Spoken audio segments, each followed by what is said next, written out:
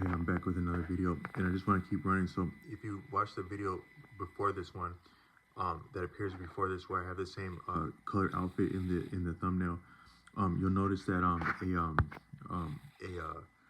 a dog was barking in the background, and there go some type of random phone call comes on the screen here that I wasn't expecting, and both of those are a little bit to my point. But one, so I want to talk about two things that so one is that I think life is deeply electrical, a lot more electrical than a person might normally appreciate. Now, if you were to just take a storm, like the lightning activity of a storm, now it's been appreciated that maybe our understanding of electricity is related to lightning. I don't know specifically how humans are appreciated to have come upon harnessing and understanding electricity, but I would think that the concept or the inspiration would have to do around lightning. But if you look at lightning, that it is deeply electrical and it is deeply sophisticated.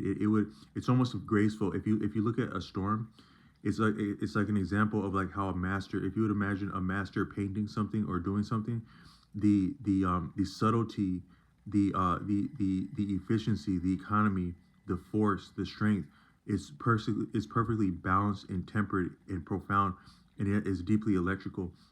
Some people would say that if you call like paper money, if you call paper dollar, now dollar bill has been pointed out by Tashreeq Bey as as a blatant oxymoron, because a bill is more so a debt, like a negative value. I've talked to some people that would debate that a bill is just anything that's like it's like a written agreement is a bill. But I think a bill could be appreciated as a negative value, and then a dollar is a positive value, is an actual unit of a real unit of money. So that's an oxymoron on the surface, but it begs the question: is what is money and what is what's called fiat, or like a bogus, or just like arbitrary current unit of money. But Tashreeq Bey would say that currency is the correct term for both the solid money like gold going back, but also the paper fiat or even a digital currency is still currency, and it is electrical from that standpoint. Because current refers to induction, and then gold, silver, and copper, which are traditional monies. I think the word dollar comes from Occam collar, according to Tashreeq Bey, and I'm not sure what material that was, but gold, silver, and copper are appreciated as money, as real money. Some people might say that precious stones had been at other times, but a stone might be similar. But those three, they correspond in alchemy. Some of which might be within the popular lexicon of what's understood in popular terms, the popular canon or lexicon of knowledge that's available, generally speaking, to the general public. But then the alchemy, I think that all of what has been understood of alchemy is not entirely promulgated to the public or even available to the public, I think.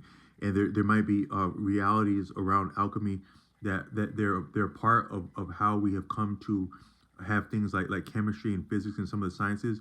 It would be presented in school as if it was just this random thing where they were trying to copy gold. But that's a little bit simple-minded to look at people that profound and versed and sincere about scholarship back then, as though that's all they were simply trying to do. And it's a little bit simple-minded of us to think of them that way. They would be simple-minded in doing that, and we'd be simple-minded in thinking of it that way. But according to Grant Sheet, to Tashreeq Bey, the scholar on YouTube, is that there's much of history that is it has been lost and or concealed to the general public, like such as the Library of Alexandria that people might be familiar with. These are different libraries and parts of history that have been either concealed and or destroyed. According to Tashreeq Bey, some of your museums, your famous museums, their real purpose is more so to preserve and also conceal some of the real artifacts that would confound our present understanding of both ourselves and our environment and our histories, and maybe some of what we actually are currently and can yet be or had yet been. And so, because if a person were to have a grasp of what the real history had been, they would therefore understand themselves different, and their reality, that is paradigm, that is what our RAS, reticular activation system, is able to ascertain of our experience, and it is part of the paradigm of what we understood had, now, and yet can exist. What is possible to exist according to our understanding of what had existed is a little bit malleable. And if you had a real command of some of the actual congruent, maybe was not so. Is it a real, because there can be at least two or three sides to any story, even when you're being forthright. But what's more so significant is what's congruent. And so if you listen to people like Tashreeq Bey, the way that he's citing battles, treaties, texts such as the Holy Bible, peoples, nations, words, you couldn't improvise you couldn't interweave that spontaneously as he does, to corroborate and confirm the type of statements you're making, as he does in a lot of his content. And it really does turn a lot of like our understanding of what has really taken place upon the earth on its head. And so I don't mean to say that I have a full grasp of that, or maybe even he does entirely, although he can really make some strong he can take some strong positions, and he can account for himself in those positions. But I'm not saying that that's even necessary to know all of that.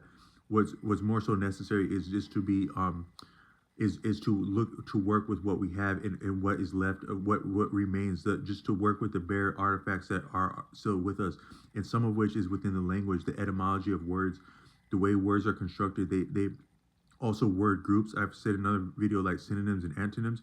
If you take the etymological units and also the grouping of words, the synonym of words, and maybe the where words appear in human experience, you can get a little bit of a trace of the scale, like so scientists dusting off fossils. Now we can't see what dinosaurs really look like, although the great Steven Spielberg gave a compelling example of what they might look like based on reference points and artifacts that we do have. Steven Spielberg was able to do that, and we might be able to do some of that with our history. And some of the last things that would remain are the etymology, and part of that is that what's called money, currency, is yet an electrical value currency, and it has to do with at least some of the local planets. I'm not sure which ones, but some of the closer planets in our local solar system, they correspond on a deep level to those gold, silver, and copper. And I've also said that Tashreeq Bey points out a reference in thinking in those terms, is that it doesn't have to necessarily, you do require faith. Really, a lot of learning and understanding, it requires both faith and doubt, and it requires faith to doubt and doubt to faith, to have faith. But so you would have to have, you may need some faith to appreciate certain insights.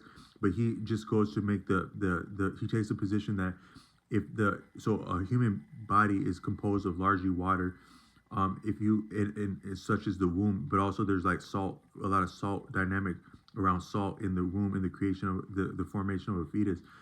The moon can have an appreciable objective pull upon the tide. Now we can't see that with the you can't see you, it takes a little bit of faith and imagination to fill in and ascertain the connection between the moon and the waves. And you might actually say that since it is completely non-visible to the natural eye, it might actually transcend what we're experiencing as what we're calling reality. There might be more to what we're calling reality than what we're calling reality, and there might be different degrees and dimensions of reality that exist, maybe apart and also within, and also a part of our degree and scope of reality. And that's the reason it can be perceived with the natural eye. An example that the author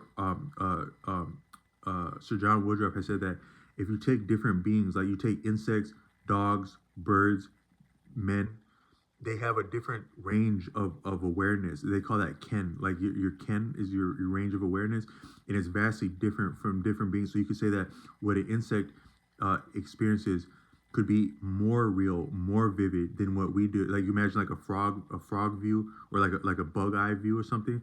It can, or a fish eye view of something. It can be more vivid, but also more appropriate to one venue, one grade of existing, one function within an environment than a human being. It can be more or less of what we call real. And so anything can be there's nuance to anything, even what we call reality.